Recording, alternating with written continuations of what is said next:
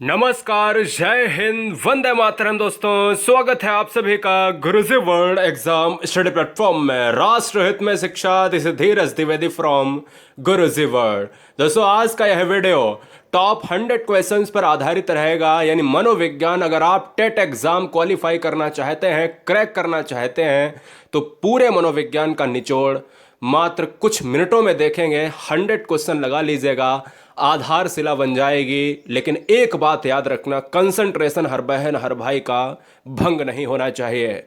Video enjoy करें, channel को subscribe करें। अगर चाहते हैं सरकारी विद्यालय में सरकारी अध्यापक अध्यापिका बनना, को शिक्षक और शिक्षिका बनाता है।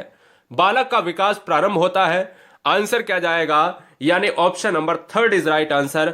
देखिए, कभी भी गर्भावस्था से पूर्व नहीं हो सकता। जिन बच्चों ने आंसर 4 लगाया है वो बिल्कुल गलत है। गर्भावस्था क्या होता है कि गर्भावस्था से पूर्व की बात करें तो वो भ्रूण का ही विकास नहीं हुआ होगा। अरे, बालक का जो विकास प्रारंभ होता है वो गर्भावस्था से ही होगा ना गाइस। सिंपल सी बात है, यानी बच्चा जिस समय मां के कोख में होता है विकास स्टार्ट हो जाता है। अच्छा, चलता कब तक है? तो चलने की बात दोस्तों याद रखिएगा, यानी जीवन पर्यंत चलता है। क्लियर? आंसर जाएगा ऑप्शन नंबर किसके साथ? 3 के साथ। Question number next. इस वीडियो को आप 2 बार देख सकते हो। 2 बार का मतलब है कि 50 क्वेश्चन एक बार में और 100 क्वेश्चन यानी दूसरे बार में देख सकते हो। लेकिन वीडियो खत्म होना चाहिए। लास्ट में आपका कमेंट हमें जरूर मिलना चाहिए कि स्कोर क्या रहा है, क्योंकि सारे क्वेश्चन का मिक्सअप इस वीडियो में निचोड़ में है। Question number next. बाल विकास का अर्थ क्या होता है? तो जरा जवाब दीजिएगा। यहां पर अगर हम बात करें कि बाल विकास का अर्थ होता है बालक का गुणात्मक व परिमाणात्मक परिवर्तन। ध्यान दीजिएगा, अगर हम बात करें गुणात्मक और परिमाणात्मक, अगर देखिए यहां पर परिमाण है। परिमाण का मतलब होता है कि जब भी चीजों को हम क्या करें, हम उस चीज को माप ना पाए। लेकिन क्या है, यहां पर विकास एक होता है परिणाम। परिणाम क्या होता है? परिणाम होता है रिजल्ट। और परिमाणात्मक होता है क्वांटिटी। लेकिन क्या है ना, ये गुणात्मक में चेंजमेंट होता है। तो इसलिए आंसर ऑप्शन नंबर 2 के साथ जाएगा। हम अकेले सिंगल ऑप्शन को नहीं ले सकते। बड़ा आंसर और सटीक आंसर जाएगा ऑप्शन नंबर 2 के साथ। बढ़ेंगे क्वेश्चन नंबर 3 पर। बाल विकास की प्रकृति कैसी मानी जाती है? तो जवाब दीजिएगा, इस क्वेश्चन का राइट आंसर क्या होगा। बहुत सिंपल क्वेश्चन है गाइस। देखिएगा, जब भी बाल विकास की बात करते हैं तो बाल विकास है किसके ऊपर आधारित? तो आप ये कहोगे कि भैया सिंपल सी बात है कि इसकी जो साइंटिफिक रीजन है यहां पर आपको मिलते हैं। विज्ञानमयी क्या है, इसकी प्रकृति है। हम कभी भी निगेटिव आंसर नहीं लेंगे, क्योंकि ये सारे क्या है, अप्राकृतिक की बात कर रहे हैं। नेचुरल जो ना हो, अनिश्चित जो अनिश्चित मतलब निश्चित ही ना हो, अवैज्ञानिक जो वैज्ञानिक ना हो। तो मतलब क्या है, ये सारे ऑप्शन क्या है, हमारे निगेटिव है। तो निगेटिव सेंस हमें कभी नहीं लेना है। आंसर जाएगा ऑप्शन नंबर 1 के साथ। बढ़ेंगे क्वेश्चन नंबर 4। बाल अध्ययन का पितामह कौन है? बड़ा जबरदस्त क्वेश्चन है मनोविज्ञान में। बाल अध्ययन का पितामह कौन है? तो इस क्वेश्चन का आंसर जाएगा ऑप्शन नंबर किसके साथ? 3 के साथ। स्टेनले हॉल को माना जाता है बाल अध्ययन का पितामह। साथ ही साथ किशोरावस्था पर सबसे ज्यादा जो अध्ययन किया, स्टडी करी है, वो स्टेनले हॉल ने करी है। एक पुस्तक आपको और याद रखनी है कि एडोलसेंस पुस्तक किसकी है? तो ये भी आपकी स्टेनले हॉल की है। बढ़ेंगे क्वेश्चन नंबर 5 पर। किशोरावस्था की अवधि कितनी होती है, यानी आरंभ कितना होता है और कब तक जाता है? तो मैं यहां से 3 क्वेश्चन बताता हूं। देखिए, किशोरावस्था पहले तो आप आंसर लगा लो। तो यहां से 3 क्वेश्चन बनते हैं कि भाई इसकी अवधि कितनी होती है। तो आपने कहा कि भाई देखिएगा, अवधि जो होती है 12 to 18 होती है, 12 से 18 साल। और ये कहां से स्टार्ट होती है? तो 12 वर्ष से स्टार्ट होती है। और कहां तक जाती है? तो ये 18 वर्ष तक जाती है। सिंपल सी बात, 18 या 19। तो हमसे क्वेश्चन ये पूछा था कि कहां से आरंभ होती है, तो हम 12 वर्ष मारेंगे। तो option number 2 is right answer होगा। और बढ़ेंगे क्वेश्चन नंबर 6 पर। बाल विकास कब संपन्न होता है? बहुत जबरदस्त क्वेश्चन है, जवाब दीजिएगा। बाल विकास यानी बालक में विकास, ध्यान दीजिएगा। बाल विकास का मतलब है कि बालक में विकास, जो डेवलपमेंट की प्रक्रिया है, वो कब स्टार्ट होती है, कब संपन्न होती है? तो मैंने कहा स्टार्ट होना। तो स्टार्ट होने का मतलब है गर्भावस्था से। और कब संपन्न होती है? तो संपन्न कभी नहीं होती है, जीवन पर्यंत चलता है। यानी कोई भी इसकी लिमिटेशन नहीं है। न इसको मापा जा सकता है, न तोला जा सकता है, ना ही ये बताया जा सकता है कि ये 20 साल तक चलेगी, 30 साल तक चलेगी। लेकिन हाँ, ये पूरी तरीके से क्लियर है कि जीवन पर्यंत चलेगी। जब तक व्यक्ति है तब तक वो कुछ ना कुछ सीखता रहेगा। बढ़ेंगे क्वेश्चन नंबर 7 पर। बाल विकास अवस्था को कितने भागों में बांटा गया है? बाल विकास अवस्था को अगर देखा जाए तो हम गर्भावस्था को छोड़ के, एक होता है शिशु अवस्था यानी शैशवावस्था, और एक होता है बाल्यावस्था, और एक होता है किशोरावस्था। तो यहां पर अगर हम बात करें इस क्वेश्चन में, तो ऑप्शन नंबर क्या हो जाएगा 4 के साथ। लेकिन जब भी हम बात करें, अगर क्वेश्चन में लिखकर आ जाए कि मिस्टर रॉस के अनुसार कितनी अवस्थाएं हैं, तो उस समय मैं चौर ऑप्शन को लगाता, यानी ऑप्शन नंबर 3 लगाता। जब रॉस ना लिखा हो तो मैं ऑप्शन 4 लगाऊंगा। अच्छा, रॉस में कौन सी यहां पर एक बढ़ जाती है, तो चौथी वहां पर और एक बढ़ जाती है, जिसको हम कहते हैं क्या, जिसको हम कहते हैं प्रौढ़ावस्था। तो मिस्टर रॉस के अनुसार अगर पूछे तो यहां पर एक अवस्था बढ़ जाती है, तो जब रॉस लिखा होता तो मैं 4 मारता, और जब यहां पर नहीं लिखा है तो मैं 3 ही मारूंगा, शैशवावस्था, बाल्यावस्था और किशोरावस्था। बढ़ेंगे क्वेश्चन नंबर 8 पर। 8 क्या है, जवाब दीजिएगा इस क्वेश्चन का राइट आंसर क्या है। बाल विकास को सर्वाधिक प्रभावित करने वाला कारक कौन सा है, तो जवाब दीजिएगा इस क्वेश्चन का राइट आंसर क्या होगा। बाल विकास को सर्वाधिक प्रभावित करने वाला कारक है वो है गाइज, यानी जो बच्चे ऑप्शन नंबर बी और सी में परेशान है, तो मैं बताना चाहूंगा सी इज राइट आंसर, खेल कूद का मैदान। ये क्या है, ये दोस्तों बहुत जबरदस्त आंसर है, पॉजिटिव आंसर है, और option number 3 is right answer, क्योंकि यहां पर हर बच्चा जाता है। हर बच्चा की बात करें, विभिन्न मानसिकता वाले बच्चे, विभिन्न तरीके वाले बच्चे, हर भाषाई क्षेत्र वाला बच्चा और समाज का हर बच्चा खेल के मैदान में मिलता है। अलग अलग वाणी से सब कुछ सीखते हो, बहुत ज़्यादा जो है आप जो है खेल खेल में सारी चीज़ों को सीख जाते हो। भाषा विकास आपका बढ़िया होता है, शारीरिक विकास आपका बढ़िया होता है, मतलब हर तरीके का जो विकास है वो खेल के मैदान में उपलब्ध है। आंसर जाएगा ऑप्शन नंबर 3 के साथ। चलेंगे क्वेश्चन नंबर 9 पर। विज्ञान शिक्षण की सबसे उत्तम विधि है, जरा जवाब दीजिएगा कौन सा आंसर सही होगा। विज्ञान शिक्षण की सबसे उत्तम विधि है, तो दोस्तों आंसर ऑप्शन नंबर किसके साथ, 4 के साथ। अन्वेषण विधि क्यों हो जाएगा, क्योंकि अन्वेषण विधि का इंग्लिश में अगर देखा जाए तो इन्वेंशन को कहते हैं अन्वेषण। अन्वेषण का मतलब होता है खोज विधि। अब याद रखिएगा, यहां पर हिंदी मनोविज्ञान में 2 क्वेश्चन बनते हैं कि खोज विधि या अन्वेषण विधि के प्रतिपादक कौन है, तो आर्मस्ट्रांग है। विज्ञान शिक्षण, अब देखिए अन्वेषण है, खोज है, तो खोज किस में होगी, विज्ञान में होगी, तो आंसर भी ऑप्शन नंबर किस में जाएगा, 4th में चला जाएगा। बढ़ेंगे क्वेश्चन नंबर 10 में। मनोविश्लेषण विधि के जन्मदाता किसे माना जाता है, तो मनोविश्लेषण बाद यानी हम कह सकते हैं कि यहां पर जो आंसर जाएगा, अब देखिए यहां पर जो जबरदस्त आंसर जाएगा वो ऑप्शन नंबर किसके साथ, सिगमंड फ्रॉइड। पूरा नाम तो नहीं लिखा है, लेकिन सिगमंड फ्रॉइड को हम मानते हैं, ऑप्शन नंबर 2 के साथ चला जाएगा। एक और क्वेश्चन आता है कई बार कि चेतन और अचेतन के बारे में, चेतन और अचेतन के बारे में किसने बताया, तो सिगमंड फ्रॉइड। मनोविश्लेषण बाद के जनक कौन है, सिगमंड फ्रॉइड। ठीक है, तो आंसर ऑप्शन नंबर 2 को हम लॉक करेंगे। बढ़ेंगे क्वेश्चन नंबर 11 पर। विकासात्मक बाल मनोविज्ञान का जनक किसे माना जाता है, सिगमंड फ्रॉइड को, ब्रूनर को, जीन पियाजे को, मिस्टर कैली को। तो सिंपल सी बात है कि विकासात्मक बाल मनोविज्ञान का जनक जो माना जाता है वो आंसर जाएगा जीन पियाजे को। याद रखिएगा जीन पियाजे, यानी ऑप्शन नंबर 3 के साथ जाएंगे, क्योंकि विकासात्मक के लिए आप सभी ये जान लीजिएगा जो डेवलपमेंट है वो जीन पियाजे का सिद्धांत ये कहलाता है कि ये संज्ञानात्मक सिद्धांत, याद आया, संज्ञानात्मक सिद्धांत को विकास का सिद्धांत, संज्ञानात्मक सिद्धांत, अवस्था का सिद्धांत, कई नामों से जानते हैं, इसलिए इस क्वेश्चन का आंसर जाएगा ऑप्शन नंबर 3 के साथ। बढ़ेंगे क्वेश्चन नंबर 12 पर। बाल विकास को पहले किस नाम से जाना जाता था। अब देखिए इस क्वेश्चन का जो राइट आंसर जाएगा, बाल विकास को सबसे पहले किस नाम से जानते थे, तो आंसर जाएगा ऑप्शन नंबर 2 के साथ। बाल विकास को बाल मनोविज्ञान के नाम से जानते थे, यानी ऑप्शन नंबर हमारा क्या हो जाएगा, 2 हो जाएगा। बहुत बढ़िया गाइस, मतलब उखाड़ के रख दे रहे हैं क्वेश्चंस, जो बच्चे गलत कर रहे हैं वो सीख रहे हैं।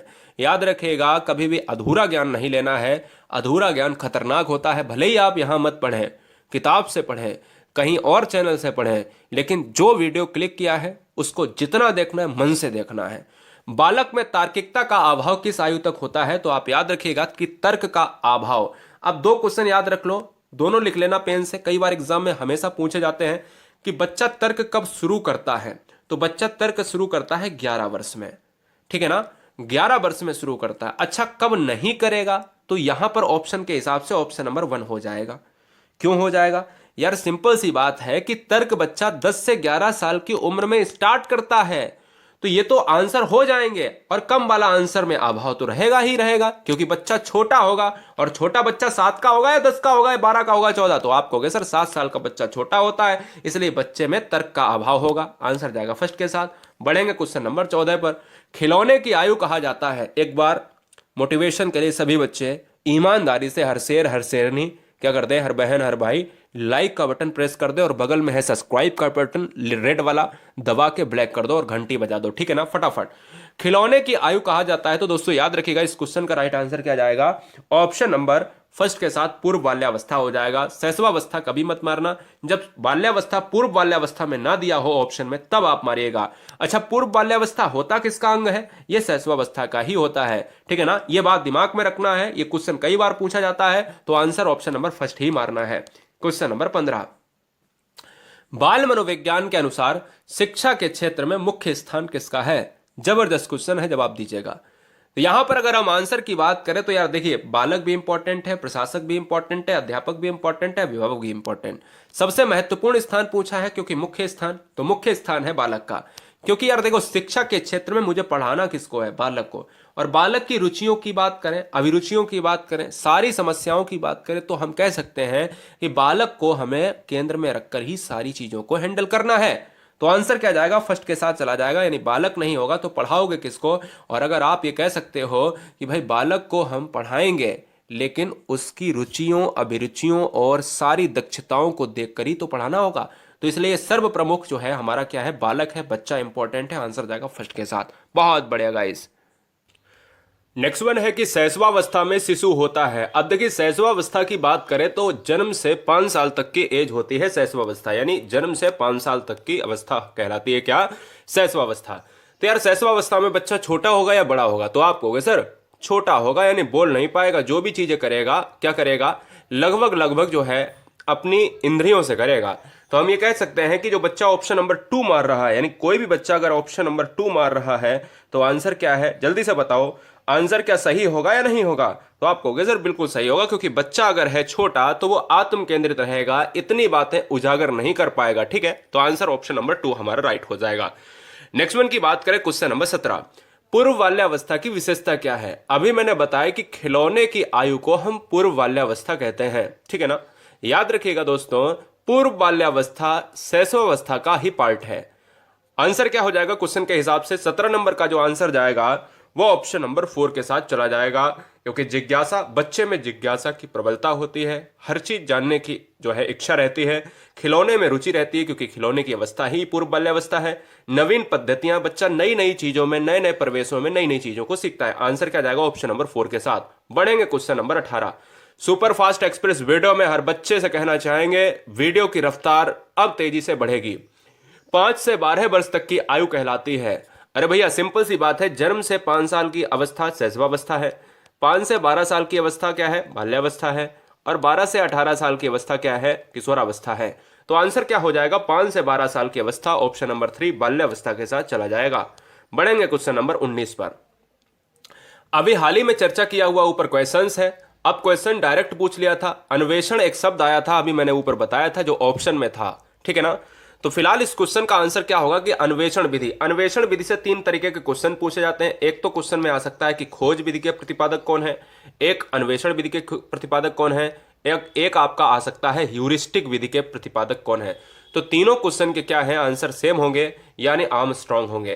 तीनों क्वेश्चन के आंसर सेम आर्मस्ट्रांग होंगे, क्योंकि तीनों क्वेश्चन को बराबर रूप में देखा जाता है। अन्वेषण का मतलब खोज होता है, अन्वेषण का मतलब ह्यूरिस्टिक होता है, इन्वेंशन होता है, इन्वेंटिव होता है। तो आंसर क्या जाएगा, ऑप्शन नंबर 4 के साथ चला जाएगा, आर्मस्ट्रांग हो जाएगा। क्वेश्चन नंबर 20, बाल विकास के संज्ञानात्मक विकास का प्रवर्तक किसे माना जाता है। तो यार याद रखिएगा कि जो संज्ञानात्मक विकास है, यहां से भी 3 क्वेश्चन बनते हैं, ध्यान दीजिएगा। यहां से 3 क्वेश्चन ये बनते हैं कि संज्ञानात्मक विकास और विकासात्मक विकास, ठीक है ना, और अवस्था का सिद्धांत, अवस्था का सिद्धांत, और क्या है जो क्वेश्चन में पूछा है, संज्ञानात्मक सिद्धांत, ठीक है। ये तीनों के अगर आंसर आपसे पूछे जाएं तो कभी भी गलती मत करना, जीन पियाजे को मार देना। जीन पियाजे को पढ़ने के लिए नीचे आप लिंक देख सकते हो, वहां पर एक क्लिक में सारे सिद्धांत पढ़ सकते हो, ठीक है ना। फटाफट वो लिंक क्लिक करिएगा। विकासात्मक सिद्धांत, अवस्था का सिद्धांत, संज्ञानात्मक सिद्धांत अगर पूछे किन किन जो है किसने दिया है, तो आंसर एक होगा जीन पियाजे ने दिया है। यहां पर लिखा अवस्था का सिद्धांत तो भी जीन पियाजे, विकासात्मक सिद्धांत तो भी जीन पियाजे, और संज्ञानात्मक सिद्धांत तो भी जीन पियाजे। बढ़ेंगे क्वेश्चन नंबर 21 पर। प्रोजेक्ट प्रणाली का जनक किसे माना जाता है। अब यह क्वेश्चन एग्जाम में कई बार पूछा गया, ध्यान दीजिएगा। प्रोजेक्ट प्रणाली का जनक किसे माना जाता है, तो हमारा जो आंसर जाएगा वो किसके साथ, ऑप्शन नंबर 4 किलपैट्रिक के साथ चला जाएगा। यानी इस क्वेश्चन का राइट आंसर क्या हो जाएगा, 21 का फोर्थ ऑप्शन राइट होगा। फोर्थ ऑप्शन को लॉक करेंगे। बहुत बढ़िया, ये क्वेश्चन नोट डाउन करें, पिछले बार एग्जाम में पूछा गया क्वेश्चन है। चलिए 22, निम्नलिखित में से कौन सी पूर्व बाल्यावस्था की विशेषता नहीं है। अब देखिएगा, क्वेश्चन बहुत इंपॉर्टेंट है, जबरदस्त है और गलती करता ही करता है। इसमें हर बच्चा गलती करता है। समूह में रहने की अवस्था।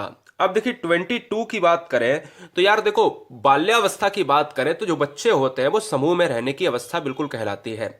अनुकरण करने की अवस्था, जो बच्चा होता है सीखता है, तो अनुकरण का मतलब होता है कि चीजों को हम देखकर या चीजों को नकल करके हम सीखें, है ना। जैसा माँ करती है वैसा बच्चा करता है, जैसा साथी करते हैं वैसा ही बच्चा करता है। प्रश्न करने की अवस्था, अभी मैंने बताया जिज्ञासा करने की अवस्था, यानी हर चीज जानने की प्रबल इच्छा रखना। फिलहाल ऑप्शन 4 हो जाएगा खेलने की अवस्था।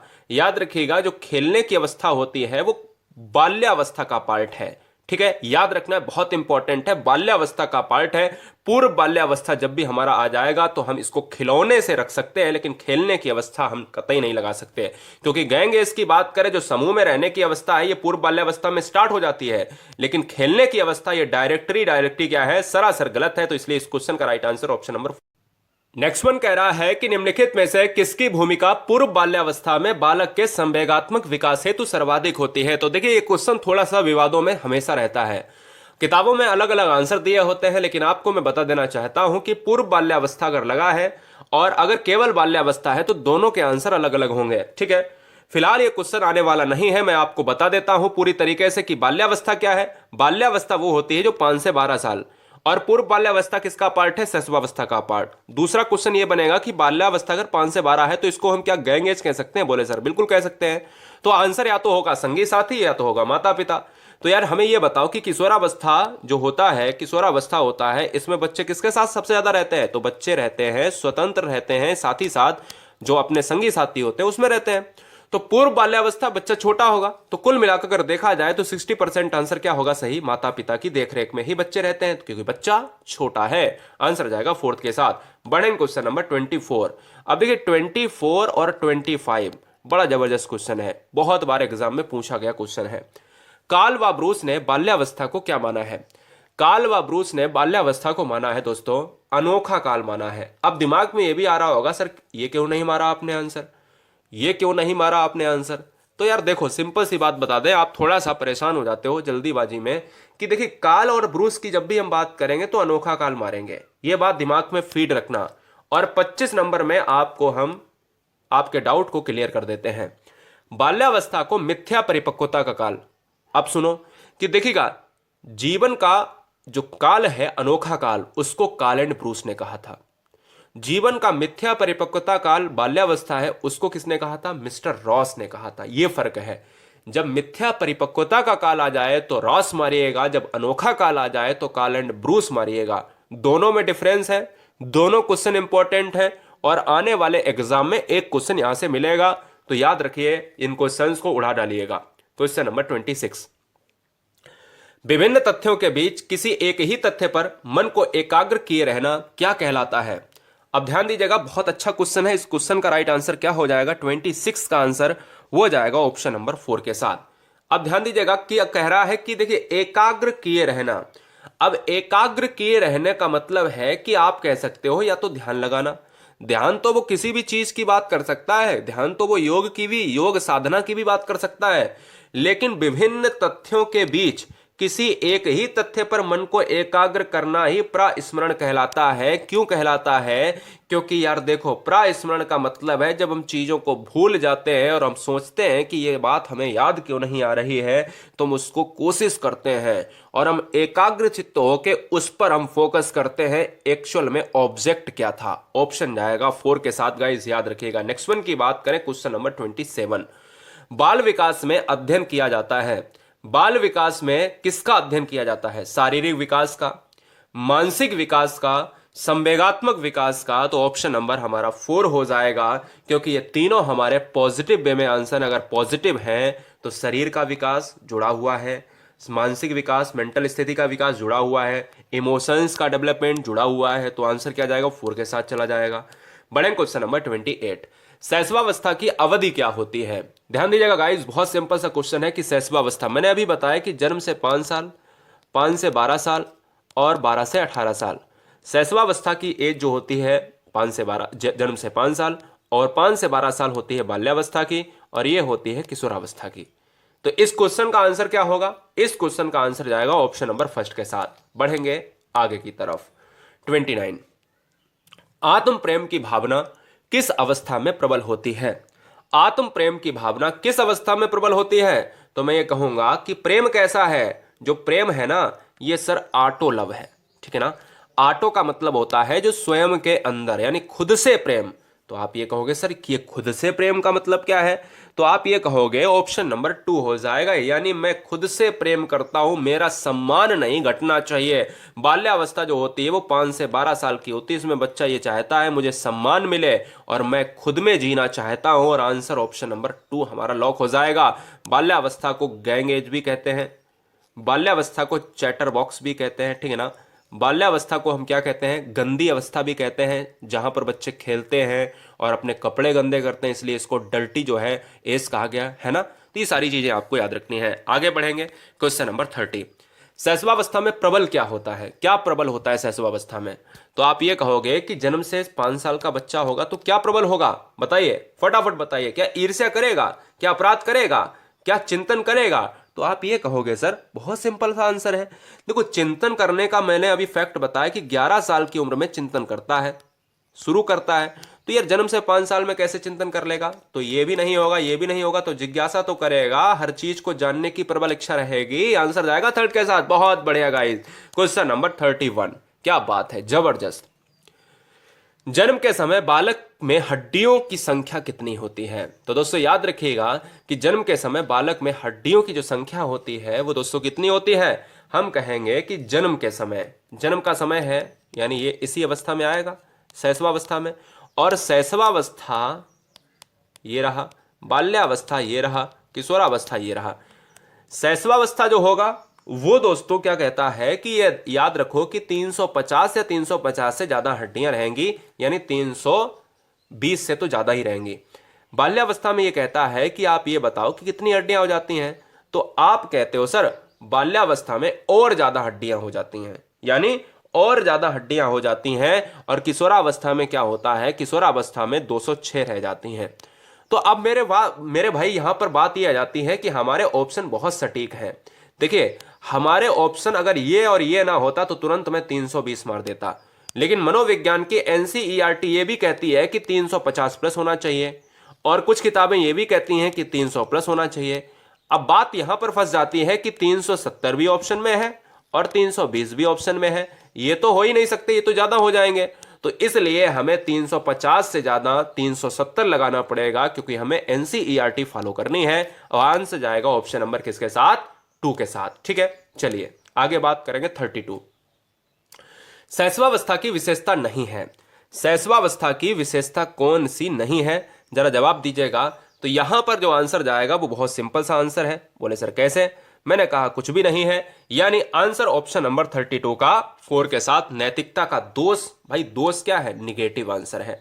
दूसरों पर निर्भर, बच्चा दूसरों पर निर्भर रहता है, गोद में खेलता है, मानसिक विकास में तीव्रता होती है, 90% मानसिक विकास हो जाता है, शारीरिक विकास बहुत तेजी से शरीर का विकास होता है। तो फिलहाल ऑप्शन नंबर 4 हमारा नेगेटिव हो जाएगा। अगला क्वेश्चन 33 देखिए क्या कह रहा है। 33 आपसे यह कह रहा है कि किशोरों में समुचित विकास के लिए आवश्यक क्या है? किशोरों में समुचित विकास के लिए क्या आवश्यक है? तो आप आंसर करोगे कि सर सदाचार का शिक्षण होना चाहिए, नैतिक शिक्षण, क्या दोनों पॉजिटिव है? आदर्श शिक्षण, क्या तीनों पॉजिटिव हैं? तो आप कहोगे सर ऑप्शन नंबर 4 राइट हो जाएगा, यानी हमारे ये तीनों पॉजिटिव हैं और पॉजिटिव के लिए हमें सभी आंसर क्लिक करने होंगे। आगे बढ़ेंगे 34, किशोरावस्था का आरंभ होता है। किशोरावस्था का आरंभ कब होता है? 8 वर्ष की आयु से आरंभ हो जाता है क्या? बताइए। मैंने आसानी से आपको बताया है कि जन्म से 5 स्टार्टिंग जन्म से होती है, 5 साल पर शैशवावस्था खत्म होता है। बाल्यावस्था का स्टार्ट होता है 5 साल से और 12-13 साल पर खत्म हो जाता है। स्टार्टिंग किशोरावस्था का होता है 12 या 13 साल से और खत्म होता है 18 साल पर। अब बात ये आती है कि मैं 11 मारूं या मैं 13 मारूं। तो मैं आसानी से ये कहूंगा कि सर इसमें तो सोचने वाली बात ही नहीं है कि 12-13 से स्टार्ट होता है और 18 से 19 पर हमारा खत्म हो जाता है। अरे यही तो है। और 5 से 12 साल तो हमारा बाल्यावस्था होता है, तो ये तो 12 के अंतर आ रहा है, तो ये तो मुझे लेना ही नहीं है। 12-13 हमें मारना है। ऑप्शन नंबर हमारा थर्ड हो जाएगा। जब आरंभ की बात अगर यहीं पर होता कि खत्म होने की बात, तो एक ऑप्शन और दिया होता 18 या 19, तब हमें ये मार देते। ठीक है, तो आंसर ऑप्शन नंबर थर्ड हमारा राइट हो जाएगा। बढ़ेंगे क्वेश्चन नंबर 35 पर। विकास का संबंध होता है, विकास का संबंध होता है किससे होता है? तो हम ये कहेंगे कि विकास अनवरत चलने वाली प्रक्रिया है, जीवन पर्यंत चल सकती है, और याद रखिएगा कभी ना रुकने वाली प्रक्रिया है। विकास भार में वृद्धि नहीं करता है, लंबाई में वृद्धि, आयु में वृद्धि नहीं करता। ये सभी दोस्तों अभिवृद्धि के कारण है। जब मैं अभिवृद्धि पढ़ाऊंगा तो आपको समझ में आएगा अभिवृद्धि क्या है। ये गुणात्मक पर डिपेंड करता है, इसको मापा नहीं जा सकता, इसको तौला नहीं जा सकता। किसको? विकास को। विकास एक प्रकृति है जो गुणात्मक प्रकृति है, धनात्मक प्रकृति है, जीवन पर्यंत चलने वाली प्रकृति है। आंसर जाएगा ऑप्शन नंबर फर्स्ट के साथ। बढ़ेंगे क्वेश्चन नंबर 36। वंशानुक्रम माता पिता से संतान को प्राप्त होने वाले गुणों का नाम है। जरा जवाब दीजिएगा यहां पर आंसर क्या जाएगा। बहुत बढ़िया। तो इस क्वेश्चन का जो आंसर जाएगा गाइस, वो चला जाएगा ऑप्शन नंबर थर्ड के साथ। वंशानुक्रम क्या होता है? इसको हेरिडिटी कहते हैं, और हेरिडिटी बराबर होता है एनवायरमेंट। क्या होता है जल्दी से बताओ। हम ये कह सकते हैं, देखिए जो वातावरण और वंशानुक्रम होता है ये आपस में क्या होते हैं? गुणात्मक होते हैं। मेरी बात समझ रहे ना? यानी पर्सनालिटी बराबर E/H होते हैं, एनवायरमेंट इंटू हेरिडिटी। ये पर्सनालिटी होता है, ये व्यक्तित्व होता है, ये आपका पर्यावरण होता है यानी वातावरण होता है, और ये आपका वंशानुक्रम होता है। यानी व्यक्तित्व बराबर वंशानुक्रम गुणे वातावरण, वातावरण गुणे वंशानुक्रम। ये हमेशा याद रखना है। P बराबर E/H कभी कभी पूछ सकता है। क्लियर है? याद रखिएगा। तो फिलहाल इस क्वेश्चन का आंसर जाएगा ऑप्शन नंबर थर्ड के साथ। अभी जो क्वेश्चन लिया था, जो बताया अभी रिलेशन, वही क्वेश्चन चलो करा देते हैं 37 में। 37 कह रहा है व्यक्ति के व्यक्तित्व के विकास के महत्वपूर्ण है। यार देखिए, व्यक्ति के जो व्यक्तित्व का मतलब होता है क्या? पर्सनालिटी। इसके डेवलपमेंट में क्या महत्वपूर्ण है? तो मैंने अभी बताया कि E/H, और E/H का मतलब क्या है? वातावरण। एनवायरमेंट का मतलब वातावरण, और इसका मतलब हेरिडिटी यानी वंशानुक्रम। तो यार सिंपल सी बात है, मैं एक लूंगा या दो लूंगा? तो आप कहोगे सर दोनों ऑप्शन लेने पड़ेंगे। वंशानुक्रम गुणे वातावरण, या वंशानुक्रम और वातावरण का दोनों का प्रभाव व्यक्ति के व्यक्तित्व पर यानी पर्सनालिटी पर पड़ता है। तो पर्सनालिटी डेवलपमेंट के लिए वंशानुक्रम और वातावरण का होना बहुत आवश्यक है। आगे बढ़ेंगे 38। वैयक्तिक विभिन्नता का मुख्य कारण क्या है? तो वैयक्तिक विभिन्नता का मुख्य कारण जो है, हम आंसर करेंगे ऑप्शन नंबर, अब देखिए बहुत सारे बच्चे करेंगे sir option number first second हो सकता है, या फिर जो है फोर्थ भी हो सकता है। तो यार इसमें सोचने वाली कौन सी बात है? इसमें सोचने वाली कौन सी बात है? मुझे तो दोनों लेने हैं, और दोनों आंसर हम मार नहीं सकते। जब तक मैं सभी ना लगाऊं तभी तक तो हम नहीं मार पाएंगे अकेला कोई आंसर। तो आंसर हमारा क्या चला जाएगा? ऑप्शन नंबर 4 के साथ। वैयक्तिक विभिन्नता क्या है? Individual difference. यानी कोई भी अगर कोई व्यक्ति है और वो कोई दूसरे व्यक्ति से अगर अपनी तुलना करता है, तो वो कहीं ना कहीं ये बताओ अलग होगा। बोले सर बिल्कुल अलग होगा। यानी अगर चाहे भले ही दो जुड़वा व्यक्ति क्यों ना हो, दो जुड़वा बच्चे एक ही माँ के कोख से क्यों ना पैदा हुए हों, वो हमेशा अलग होंगे। एक से ही क्यों ना दिखते हों, एक सा ही क्यों ना खाते हों, लेकिन कहीं ना कहीं रूप से वो अलग होंगे। चाहे वो मानसिक तौर पर, चाहे वो शारीरिक तौर पर, चाहे पढ़ाई लिखाई में, अलग तो होंगे ही होंगे। आंसर जाएगा ऑप्शन नंबर 4 के साथ। तो यही क्या है? अलग होना ही क्या है? वैयक्तिक विभिन्नता है। वंशानुक्रम व्यक्ति की जन्मजात विशेषताओं का पूर्ण योग है। यह क्वेश्चन एग्जाम में काफी बार ट्रेंड होता है। वंशानुक्रम व्यक्ति की जन्मजात विशेषताओं का पूर्ण योग है दोस्तों। तो इस क्वेश्चन का राइट आंसर जाएगा ऑप्शन नंबर 3 के साथ, BN झा के साथ। क्लियर है? आगे बढ़ेंगे। वातावरण का किस दृष्टि से सबसे अधिक महत्वपूर्ण है? यानी वातावरण जो है, एनवायरमेंट है, यह किसके दृष्टि से बहुत ही ज्यादा इंपॉर्टेंट है?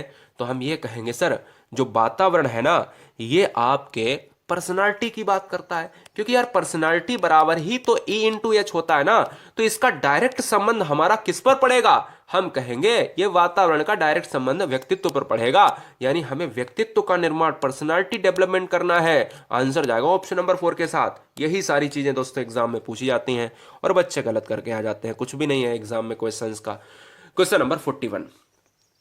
प्रयास एवं त्रुटि द्वारा सीखने का सिद्धांत किसने प्रतिपादित किया था? तो यार याद रखो कि प्रयास एवं त्रुटि का जो सिद्धांत है ना, वो दोस्तों किसने दिया था? तो आप ये कहोगे कि सर ऑप्शन नंबर 3 के साथ चला जाएगा, यानी ऑप्शन नंबर 3 के साथ बिल्कुल नहीं जाएगा। कि कोहलर की बात तैयार करें तो इनसाइट थ्योरी दिया था, तो इनसाइट थ्योरी को हम त्रुटि के साथ कैसे देंगे? तो यार याद रखो कि थॉर्नडाइक का सिद्धांत है ना, थॉर्नडाइक का सिद्धांत ये कहता था कि बच्चा अगर त्रुटि करेगा तो कोई दिक्कत नहीं, क्योंकि त्रुटियां सीखने का हिस्सा हैं। फिर से प्रयास करेगा, फिर से क्या करेगा? त्रुटि करेगा, फिर से प्रयास करेगा, फिर त्रुटि करेगा, और कहीं ना कहीं अंत में सफल तो हो ही जाना है। आंसर जाएगा 2 के साथ। बढ़ेंगे क्वेश्चन नंबर 42 पर। थॉर्नडाइक ने अपने सिद्धांत के प्रतिपादन हेतु किस पर प्रयोग किया? यदि प्रयास एवं त्रुटि का सिद्धांत थॉर्नडाइक ने दिया है तो बोले कोई दिक्कत नहीं, लेकिन यह बताओ कि प्रयोग किस पर किया है, किस जानवर पर प्रयोग किया है? तो आंसर क्या हो जाएगा? आंसर जाएगा दोस्तों बिल्ली पर किया है, यानी कैट के लिए थॉर्नडाइक जाने जाते हैं, यानी थॉर्नडाइक की बिल्ली। याद आया ना? तो थॉर्नडाइक के लिए आपको बिल्ली लगाना है। Option 3 is right answer. बढ़ेंगे क्वेश्चन नंबर 43 पर। पावलोव ने, जो पावलोव है एक रशियन मनोवैज्ञानिक है, संबंध अनुक्रिया का सिद्धांत प्रतिपादित किया। ये दोस्तों कब किया प्रतिपादित, ये पूछ रहा है। तो इस क्वेश्चन का बहुत सिंपल सा आंसर है 1904। याद रखिएगा, मिस्टर पावलोव एक रूस के वैज्ञानिक हैं जिन्होंने कुत्ते के प्रयोग के बल पर 1904 में नोबेल पुरस्कार प्राप्त किया।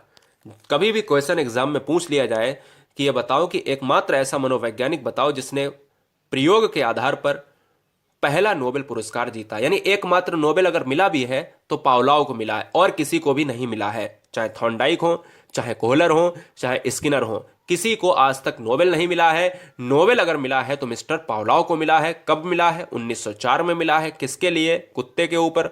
और क्यों? क्योंकि संबंध अनुक्रिया सिद्धांत का प्रतिपादन किया। आगे बढ़ेंगे 44। संरचना विकास की प्रक्रिया है, यह कथन किसका है? संरचना विकास की प्रक्रिया है, तो यह कथन दोस्तों स्क्रीनशॉट ले लो, बहुत इंपॉर्टेंट है। कई बार एग्जाम में पूछा गया है, आज के 2 साल पहले भी पूछा गया था, और 2017 में क्वेश्चन दोस्तों आया हुआ है, 2015 में क्वेश्चन आया हुआ है, तो 3 बार क्वेश्चन ये पूछा गया है। वुडवर्थ SOR पद्धति के जनक भी है वुडवर्थ। ऑप्शन नंबर 2 के साथ जाएगा। बढ़ेंगे क्वेश्चन नंबर 45 पर। सीखने में परिवर्तन होता है, सीखने में परिवर्तन दोस्तों किस तरीके से होता है, जरा जवाब दीजिएगा।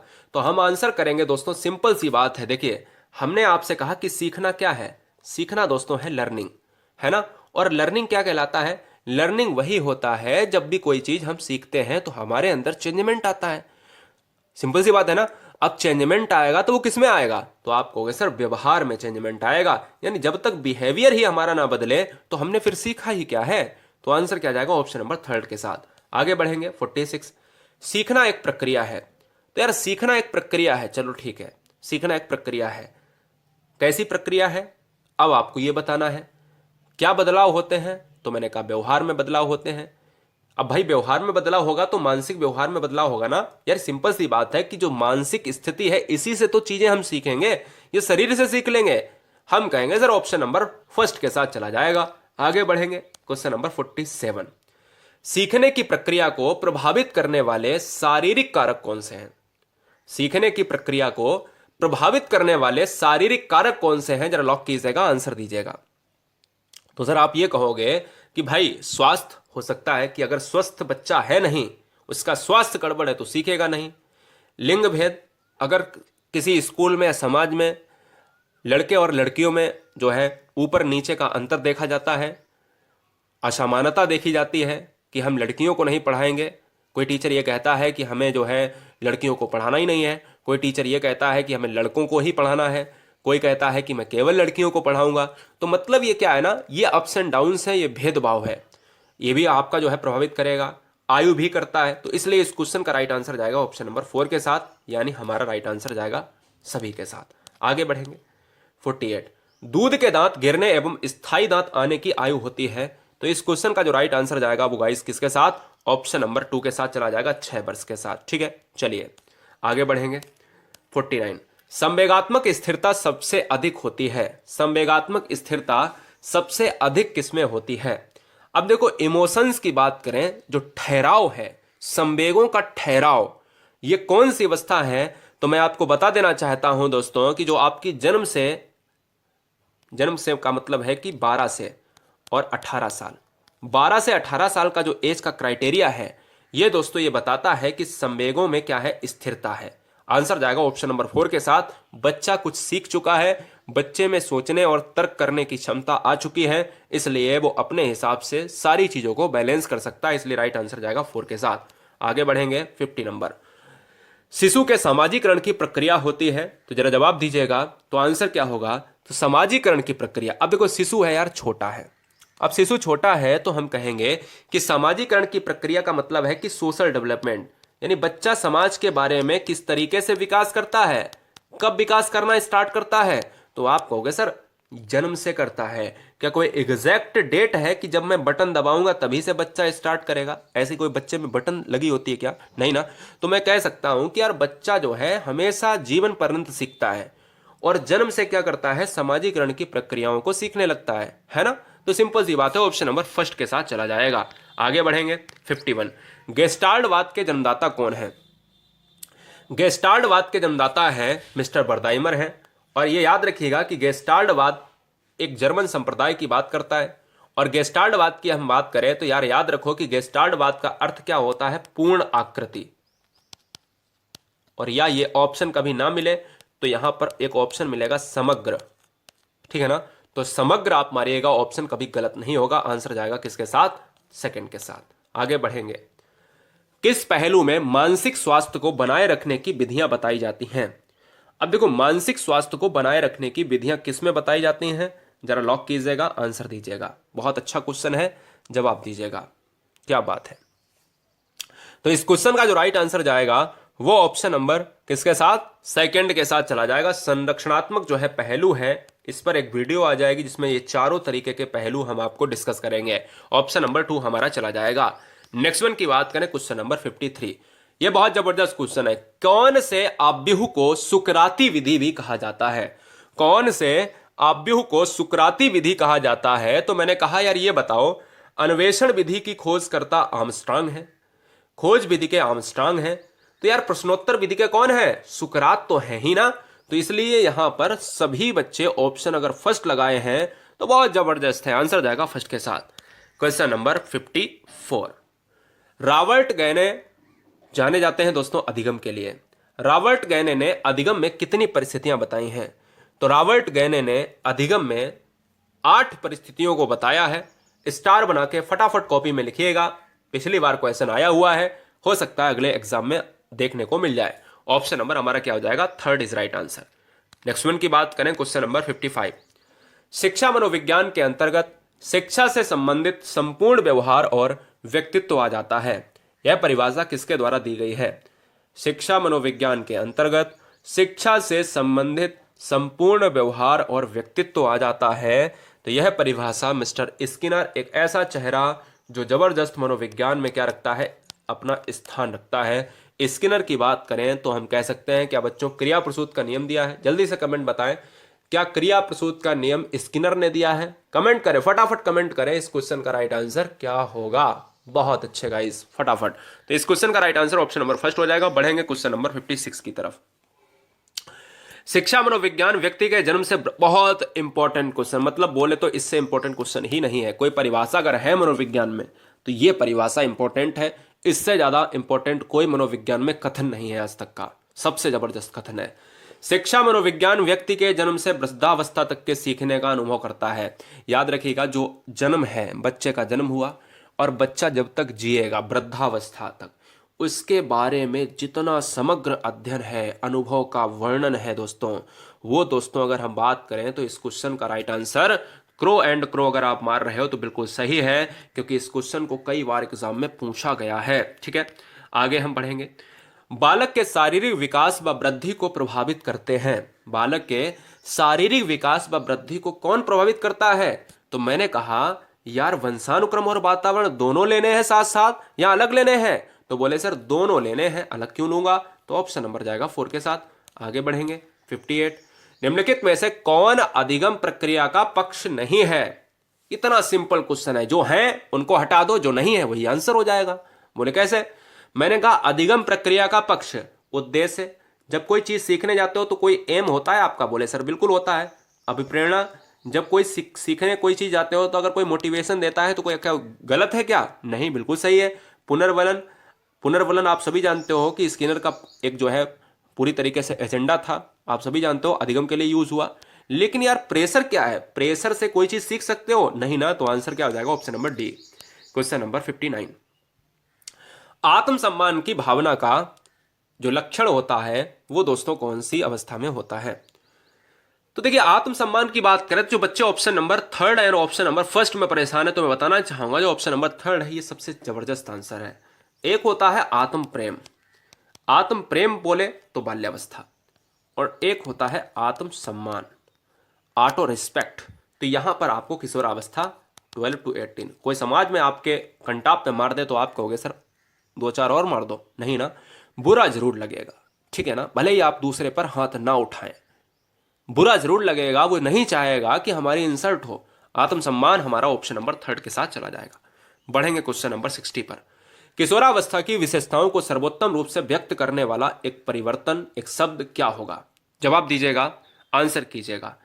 तो देखिए दोस्तों, अगर बात करें यहां पर सर्वोत्तम रूप से अगर व्यक्त कर सकते हैं तो उसके लिए जो शब्द है वो जो ऑप्शन नंबर 2 और ऑप्शन नंबर थर्ड में बच्चे परेशान है तो 2 आपका नहीं होगा, थर्ड हमारा हो जाएगा। क्योंकि सिंपल सी बात है, जो परिवर्तन, मैंने क्वेश्चन को बोलते ही समय यहां पर एक वर्ड यूज कर लिया था, परिवर्तन। देखिए, विशेषताओं का सर्वोत्तम रूप से व्यक्त करने वाला, यार किशोरावस्था की विशेषताओं को सर्वोत्तम रूप से यहां पर अगर हम करेंगे तो यार एक ऐसा परिवर्तन, एक ऐसी तनाव तूफान की अवस्था, यार समायोजन तो कर ही नहीं पाता है तो इसको हम लेंगे ही नहीं। किशोरावस्था की प्रमुख अवस्था जब कौन सी नहीं है पूछी जाती तो मैं समायोजन मारता हूं, जब नहीं है पूछी जाती है, क्योंकि इसमें समायोजन नहीं हो सकता है बच्चे का। और परिवर्तन क्या होता है? एक अनूठी पहल है, ये किशोरावस्था में कहा गया है। तो आंसर थर्ड जाएगा दोस्तों, क्वेश्चन नंबर 61। मारिया मॉन्टेसरी पद्धति में शिक्षा किस माध्यम से दी जाती है? तो आप ये कहोगे सर मारिया मॉन्टेसरी पद्धति, बोले तो मॉन्टेसरी एक पद्धति ऐसी थी जिसको खेल खेल के द्वारा चीजों को सिखा दिया जाता था। तो मैं ये कहूंगा कि आंसर क्या हो जाएगा? गीत द्वारा, खेल द्वारा, उपहार द्वारा, या उपरोक्त सभी। तो जो बच्चे ऑप्शन नंबर 2 मार रहे हैं तो आंसर हमारा ऑप्शन नंबर 4 हो जाएगा। तो बताना क्यों चाहूंगा, क्योंकि गीत द्वारा ये भी हमारा प्लेइंग में आता है, खेल द्वारा ये हमेशा प्लेइंग में, गेम में ही होता है, उपहार के द्वारा यानी खेल खेल में बच्चों को उपहार और सारी चीजों को प्रदान करना। तो यार हमें सबसे पहले तो ये देखना है कि क्या हमारे थर्ड ऑप्शन सभी क्या है, पॉजिटिव है। तो आप कहोगे सर बिल्कुल पॉजिटिव है, तो इसलिए इस क्वेश्चन का आंसर 4 जाएगा, क्योंकि ये तीनों हमारे पॉजिटिव हैं। अच्छा, हमारे तीनों अगर अलग अलग दिए होते, यहां पर ये ना होता, कुछ और दिया होता, तब हम यहां पर क्या मारते? खेल मारते। ठीक है, ये बात दिमाग में रखना है। क्वेश्चन नंबर 62, निम्नलिखित में से अधिगम का सिद्धांत नहीं है? संबंधवाद का सिद्धांत मिस्टर थॉर्नडाइक ने दिया है। पुनर्वलन का सिद्धांत अगर मैं बात करूं तो दोस्तों स्किनर ने भी यूज किया है, पावलोव ने भी यूज किया है। अनुकूलित अनुक्रिया का सिद्धांत मिस्टर पावलोव ने दिया है। लेकिन डॉपलर तो यार ये आपका सिद्धांत जो है ना, ये आपका साइंस में आता है, तो साइंस का सिद्धांत या मनोविज्ञान में क्या कर रहा है? तो आंसर जाएगा नहीं है के लिए ऑप्शन नंबर सेकंड के साथ। ठीक है, चलिए आगे बढ़ेंगे। वह प्रथम अमेरिकी मनोवैज्ञानिक जिसने पशुओं पर सर्वप्रथम प्रयोग किए। पशुओं पर सबसे पहले किसने प्रयोग किए? तो मैं कहूंगा प्रथम शैक्षिक मनोवैज्ञानिक थॉर्नडाइक, जिन्होंने बिल्ली पर प्रयोग करके यह सिद्ध किया कि अधिगम का सिद्धांत त्रुटि और प्रयास का सिद्धांत है, संबंधवाद का सिद्धांत है, इसीलिए इन्हें प्रथम शैक्षिक मनोवैज्ञानिक कहा जाता है।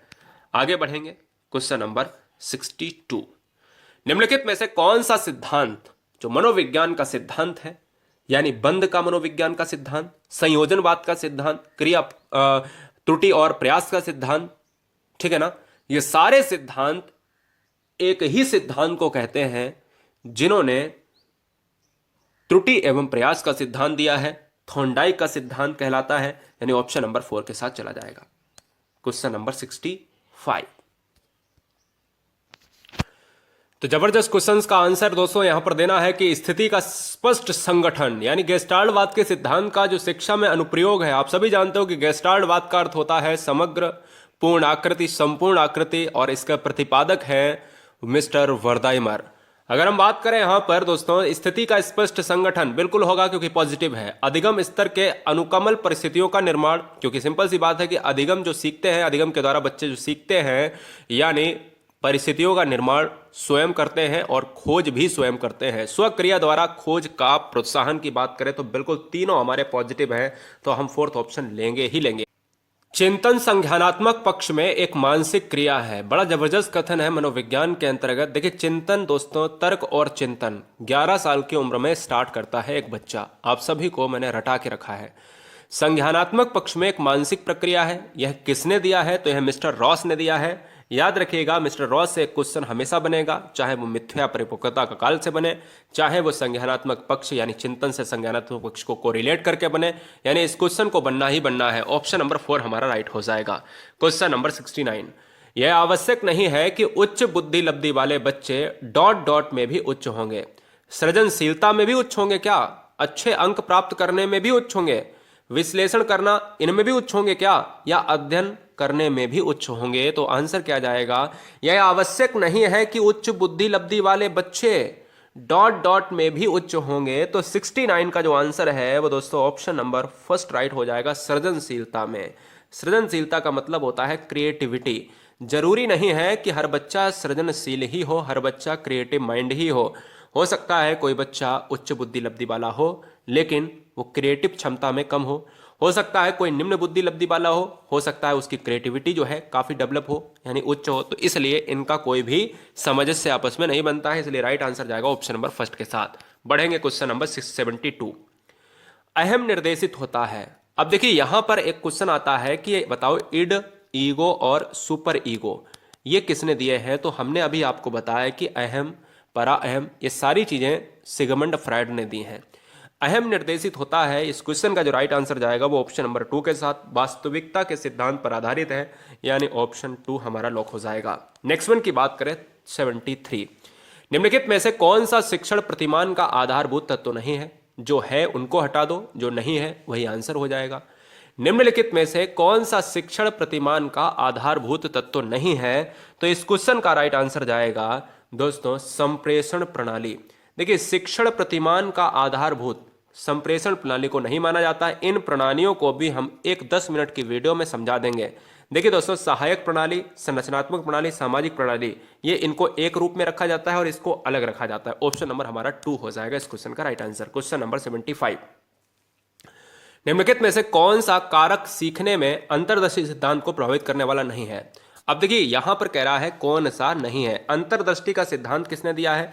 Insight theory. ध्यान दीजिएगा, इनसाइट थ्योरी को देने वाले हैं मिस्टर कोहलर, और ये कोहलर किस संप्रदाय से संबंधित है? गेस्टाल्टवाद से। ठीक है, अगर मैं बात करूं कौन सा नहीं है, बुद्धि, व्यक्तित्व, प्रत्यक्षीकरण या अनुभव, तो 75 का जो आंसर जाएगा वो व्यक्तित्व के साथ जाएगा। याद रखिएगा, अंतर्दृष्टि का सिद्धांत बुद्धि से रिलेट करता है, प्रत्यक्षीकरण यानी वस्तु जो है सामने होनी चाहिए, सामान्य की बात करें समान परिस्थितियों में समस्या का होना आवश्यक है, यह गेस्टाल्टवाद का सिद्धांत कहता है।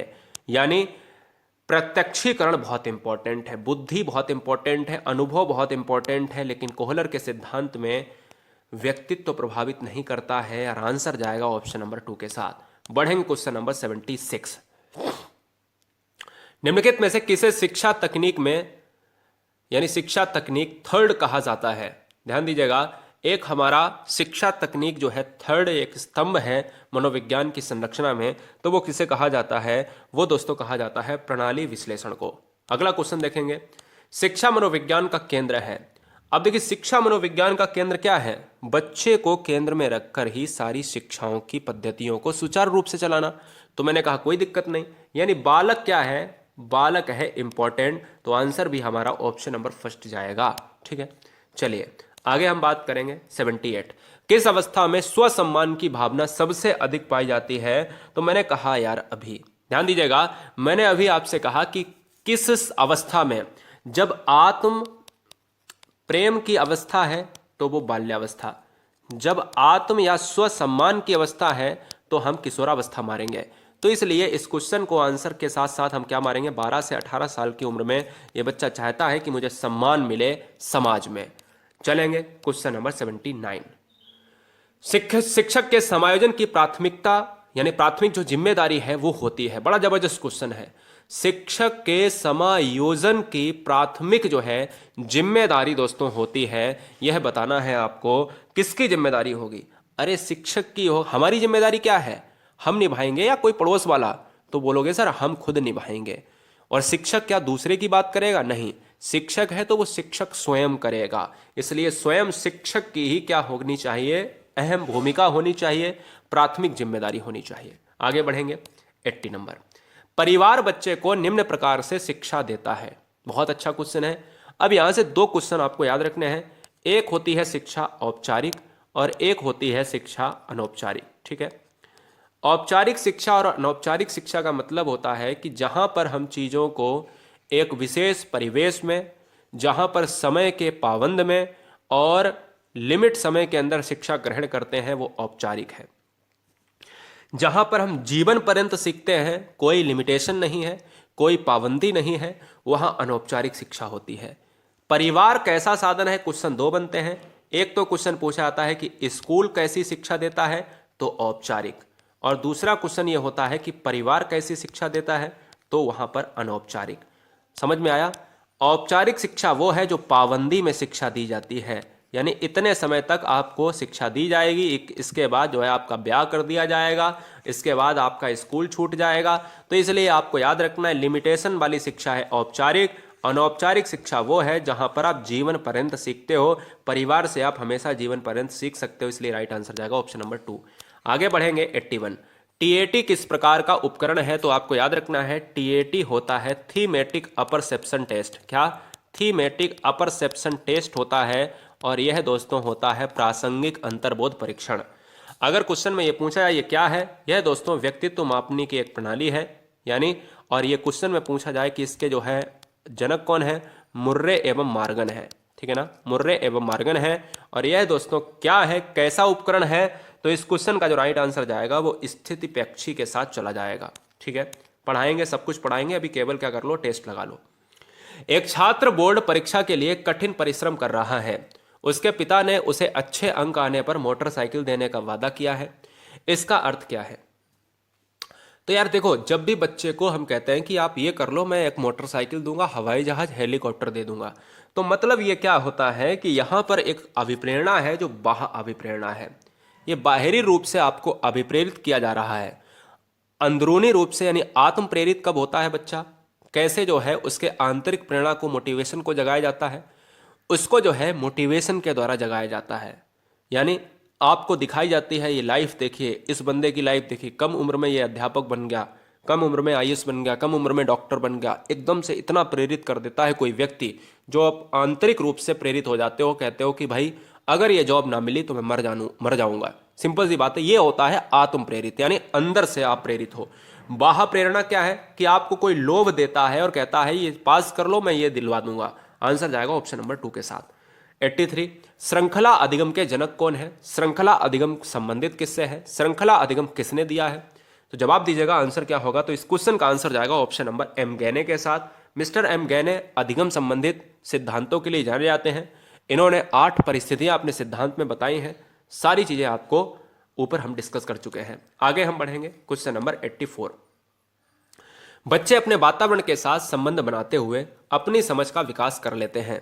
यह कथन किसका है, जरा जवाब दीजिएगा। बच्चे अपने वातावरण के साथ संबंध बनाते हुए अपनी समझ का विकास कर लेते हैं, यह कथन किसका है? तो इस क्वेश्चन का राइट आंसर जाएगा मिस्टर पियाजे के साथ। इस कथन को इंपॉर्टेंट कथन में स्टार बना के लिखना, क्योंकि यह कथन 3 बार एग्जाम में आया हुआ प्रश्न है। ठीक है, आगे बढ़ेंगे 85। निम्नलिखित में से कौन सा सही नहीं है? अब इस क्वेश्चन को भी ध्यान दीजिएगा, इस क्वेश्चन को भी बहुत विवादों में रखा गया। पिछले 3 साल में क्वेश्चन आया है और इन क्वेश्चन को भी विवादों में रखा गया है, बच्चा भी जानता है। मैंने पिछली बार एक वीडियो में इस क्वेश्चन को लिया था और उस क्वेश्चन में मैंने बताया था कि सी टेट ने अपना आंसर क्या मारा था, और मैं आपको बता देना चाहता हूं कि सी टेट ने अपना आंसर मारा था सामाजिक आयु। और हर बच्चे को यह पता होगा कि इस क्वेश्चन का आंसर 4 नहीं होगा, लेकिन फिर भी मैंने ऑप्शन नंबर 4 बताया था, क्योंकि हो सकता है सी टेट अगर अगली बार या यूपी टेट अगर अगली बार या रीट अगली बार पूछे या एच टेट कोई भी टेट अगली बार एग्जाम में पूछे तो इसी को आंसर मारा जाए। तो इसलिए हर बच्चा जानता है कि इस क्वेश्चन का आंसर क्या जाएगा, कंकाल आयु। कंकाल आयु को हम यहाँ पर नहीं मानते हैं। यहाँ पर सारी चीज़ों को हम option number first, second, fourth में जानते हैं, ये हमारा सही नहीं होना चाहिए। एनसीईआरटी हमारा इसको आंसर मानती है, लेकिन सीसी टेट जो है, अन्य टेट एग्जाम इसको मानते हैं। तो फिलहाल ये विवादित में रहा क्वेश्चन। आंसर क्या एग्जैक्ट रूप से होगा? ऑप्शन नंबर थर्ड सही, ठीक है ना। फिलहाल जो दोनों आंसर है वो बता दिए। 86 संज्ञानात्मक विकास पर व्यवस्थित कार्य करने वाला वैज्ञानिक था। ध्यान दीजिएगा, संज्ञानात्मक विकास की बात करें तो किसने किया? मिस्टर पियाजे ने। सिंपल सी बात है, पियाजे संज्ञानात्मक विकास, विकासात्मक विकास, अवस्था का सिद्धांत, सारी चीजें दी हैं। जॉर्ज स्टेनले यानी स्टेनले हॉल ने किशोरावस्था को कैसी अवस्था कहा है? तो मैंने कहा प्रबल और तनाव की अवस्था कहा है। क्या ऑप्शन में है प्रबल तनाव? बिल्कुल है, तनाव वाली अवस्था ये वाला ऑप्शन है। इसलिए एडोलसेंस पुस्तक भी आपको याद रखनी है। एडोलसेंस पुस्तक भी किसने लिखी है? यहां पर स्टेनले हॉल ने लिखी है। अगला क्वेश्चन, किसी कार्य को करने की विशिष्ट क्षमता को कहते हैं? किसी कार्य को करने की विशिष्ट क्षमता को क्या कहते हैं? जरा जवाब दीजिएगा। तो हम ये कहेंगे आपसे कि देखिए, कोई भी कार्य अगर हम कर रहे हैं तो उसको हम अगर बेहतर ढंग से करेंगे, विशिष्ट तरीके से करेंगे, दूसरों से करने का जो तरीका होगा वो हमारा अलग होगा, तो वो हमारी अभियोग्यता होगी। ठीक है, अभियोग्यता होगी। आगे बढ़ेंगे, क्वेश्चन नंबर 89, किशोरावस्था में व्यवहार व मनोवृत्ति पर सबसे ज्यादा प्रभाव किसका पड़ता है? व्यवहार व मनोवृत्ति का जो सबसे ज्यादा प्रभाव पड़ता है दोस्तों, किशोरावस्था। मैंने आपसे फिर से कहा 12 से 18 साल एज, देखो बच्चा इस एज में स्वतंत्र होना चाहता है और इस पर जो है संगी साथी का असर पड़ता है, चाहे वो मित्र अच्छे वाले हों या पक्के वाले हों। आप सभी जानते हो पक्के मित्र सक्रिय अवस्था जो होती है वो किशोरावस्था कहलाती है। आगे बढ़ेंगे, क्वेश्चन नंबर 90, किसी समुदाय में आसानी से संबंध बनाने वाला समायोजित होने की क्षमता क्या कहलाती है? जवाब दीजिएगा इस क्वेश्चन का राइट आंसर। तो हम ये कह सकते हैं कि देखिए, किसी समुदाय में आसानी से संबंध बनाने व समायोजित होने वाली क्षमता क्या कहलाएगी? तो आप ये कहोगे कि देखिए, यहां पर अगर हम कोई भी चीजें हैं समायोजित कर लें, अब समायोजित करेंगे तो हम इमोशंस पर डिपेंड करेंगे, सांवेगिक बुद्धि होगी, और इसलिए सांवेगिक बुद्धि का लक्षण ही क्या है कि हम चीजों में आपस में बैलेंस बना लें। ये क्वेश्चन इंपॉर्टेंट है, याद रख लो, कई बार एग्जाम में पूछा जाने वाला क्वेश्चन है। निम्नलिखित में से कौन सा शिक्षण व्यवहार के अंतर्गत नहीं आता है? कौन सा शिक्षण व्यवहार के अंतर्गत नहीं आता है? हस्तक्षेप रहित, बिल्कुल ये पॉजिटिव है, रहित लिखा है ना इसलिए पॉजिटिव है। एक तंत्रात्मक शिक्षण, निदानात्मक शिक्षण, प्रजातांत्रिक शिक्षण। अब देखिए, प्रजातांत्रिक, एक तंत्र, हस्तक्षेप, ये तीनों क्या हैं? इनके तरीकों से पॉजिटिव हैं। लेकिन ये जो है शिक्षण व्यवहार है ना, ये निदानात्मक क्या होता है? ये दोस्तों होता है निदान करने की बात कर रहा है, उपचार करने की बात कर रहा है, ये चीजें अलग होती हैं। इसलिए इस क्वेश्चन का आंसर ऑप्शन नंबर थर्ड के साथ जाएगा। दो या दो से अधिक व्यक्तियों द्वारा तथ्यों, विचारों, अभिमतों अथवा संवेगों का आदान प्रदान क्या कहलाता है? जवाब दीजिए। कठिन क्वेश्चन है, थोड़ा सा अच्छा क्वेश्चन है। कठिन तो बिल्कुल नहीं कहा जा सकता है। कोई व्यक्ति है और ये कोई दूसरा व्यक्ति है, आपस में कोई बात कर रहे हैं, ठीक है ना, आपस में कोई बात कर रहे हैं, तो हम ये कह सकते हैं कि इनकी जो भाषा का जो परिवेश है, इनकी भाषा का जो ग्रहणशीलता है वो हम ग्रहण कर रहे हैं, और इनके वर्ड को हम सुन रहे हैं अच्छी तरीके से, और हम अपनी बात भी कह रहे हैं। तो ये क्या है? ये सूचना का संप्रेषण कहलाएगा ना, यानी आदान प्रदान हमारा क्या होता है? भाषा का आदान प्रदान संप्रेषण प्रणाली कहलाती है। आगे बढ़ेंगे, बालक का आयु वर्ग जिसमें सोच विचार क्षमता शुरू हो जाती है। अब देखो, तर्क करना एक अलग मैटर है, सोच विचार एक अलग मैटर है। जब क्वेश्चन में तर्क करने की क्षमता पूछा जाए तो आप 10 से 11 साल लगाइए। जब क्वेश्चन में सोच विचार करने की क्षमता का जो है यहां पर अगर पूछा जाए तो ऑप्शन नंबर आपका बी हो जाएगा। 2.5 साल से 3 वर्ष की उम्र में जैसे ही बच्चा स्टार्ट होता है तो वो सोचने लगता है, शुरू करने की बात कर रहा है। यानी इसमें डेवलपमेंट की एक प्रक्रिया, जैसे आप निब देखते हो ना, पेन की एक निब होती है, इतनी प्रक्रिया स्टार्ट हो जाती है पॉइंट भर की। तो यहाँ से स्टार्ट करने का मतलब है कि 2.5 साल से 3 साल का बच्चा जो हो जाता है वो सोच विचार करने लगता है, स्टार्ट हो जाता है, ठीक है ना, फिर वो चीज़ें डेवलप हो जाती हैं आगे जाके। वह अधिगम जो व्यवहार के प्रभाव का परिणाम होता है। बड़ा अच्छा क्वेश्चन है, बताइए, जवाब दीजिएगा। वह अधिगम जो व्यवहार के प्रभाव का परिणाम होता है, वह क्या आंसर होगा? तो वह होगा दोस्तों क्रिया प्रसूत अनुबंधन, ऑप्शन फर्स्ट राइट हो जाएगा। 95 निम्नलिखित में से कौन सा व्यवहारिक विकार नहीं है वाले अलग कर लो और नहीं है वाला जो आंसर हो जाएगा। अब देखो यहाँ पर अगर हम बात करें इस क्वेश्चन में तो आंसर क्या हो जाएगा। अब आप कहोगे सर देखिए व्यवहारिक विकार नहीं है, तो व्यवहारिक विकार नहीं है जो असफलता है, देखिए मनस्ताप, भ्रम, पलायन, ये हैं, ये व्यवहार के अंतर्गत आती हैं। लेकिन असफलता तो दोस्तों किसी को भी पता नहीं है कि असफल होऊंगा मैं या नहीं होऊंगा, मैं सफल होऊंगा या नहीं होऊंगा। हाँ, असफलता अगर हो रही है बार बार तो मैं कह सकता हूं ये व्यक्तिक विभिन्नता है, इसमें कोई भी गलत नहीं है। इसलिए इस क्वेश्चन का आंसर थर्ड जाएगा। आगे बढ़ेंगे 96, एक पूर्ण शारीरिक, मानसिक एवं सामाजिक कल्याण की स्थिति कहलाती है। जवाब दीजिएगा इस क्वेश्चन का राइट आंसर क्या होगा।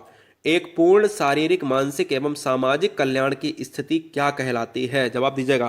तो इस क्वेश्चन का जो राइट आंसर जाएगा वो कहलाएगा मानसिक स्वास्थ्य। क्या कहलाएगा? मानसिक स्वास्थ्य कहलाएगा।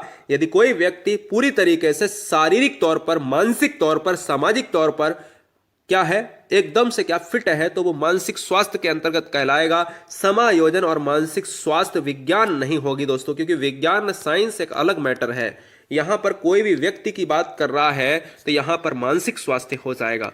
आगे बढ़ेंगे 97, सूचना एवं संप्रेषण तकनीक में सम्मिलित हैं। क्या सम्मिलित है, जवाब दीजिएगा। सूचना एवं संप्रेषण का मतलब होता है कि एक कोई व्यक्ति है और दूसरी जगह कोई फैक्स करना चाहता है, मेल करना चाहता है। मेल करने का मतलब है, फैक्स करने का मतलब है, या पोस्ट ऑफिस से क्या करने का मतलब है कि हम जो है किसी चीज को एक जगह से दूसरी जगह प्रेषित कर रहे हैं, पत्र। हम ये कह सकते हैं कि ये सभी हो जाएगा, क्योंकि यार हम सूचना का आदान प्रदान कर रहे हैं, अपनी बात को हम दूसरी जगह पहुंचा रहे हैं।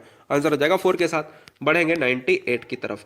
यदि किशोर विद्यार्थी अभिभावक एवं शिक्षक द्वारा बार बार तिरस्कार एवं तंग किए जाते हैं तो इससे उत्पन्न होता है, क्या होता है उत्पन्न, बताइए। बहुत अच्छा क्वेश्चन है, जवाब दीजिएगा। तो आप ये कहोगे कि बच्चे में, देखिए अगर किशोर विद्यार्थी अभिभावक एवं शिक्षक द्वारा, कोई भी माता पिता अपने बच्चे को बार बार तंग कर रहा है, तिरस्कार कर रहा है, इज्जत नहीं कर रहा है बच्चे की, और वो भी शिक्षक भी ऐसा ही स्कूल में कर रहा है, तो बच्चा हीनता का जो है क्या हो जाएगा, शिकार हो जाएगा। क्लियर है, फर्स्ट हो जाएगा। 99, बुद्धि परीक्षण की कार्यकारी श्रृंखला बनाने वाले प्रथम व्यक्ति कौन थे। बड़ा अच्छा क्वेश्चन है दोस्तों, लाइक वीडियो को जरूर करें। वीडियो सुपर फास्ट तरीके से थी, पूरी तरीके से डिटेल अगर आप चाहते हो तो नीचे लिंक है, डिटेल पढ़िए और सुपर फास्ट टेस्ट भी लगाइए। कहने का मतलब यह है कि टेस्ट लगाइए तो सुपर फास्ट लगाइए, और डिटेल पढ़िए तो मन से पढ़िए। डिटेल मैंने ऐसे पढ़ाई है जिसमें हमने पूरे चैप्टर को डिटेल भी कराया और उसके साथ उसी से संबंधित प्रश्न भी कराए उसी वीडियो में। तो वहां भी प्रश्न करने का मौका, यहां भी करने का मौका। मतलब है कि कोई भी क्वेश्चन एग्जाम में बाहर नहीं जाएगा।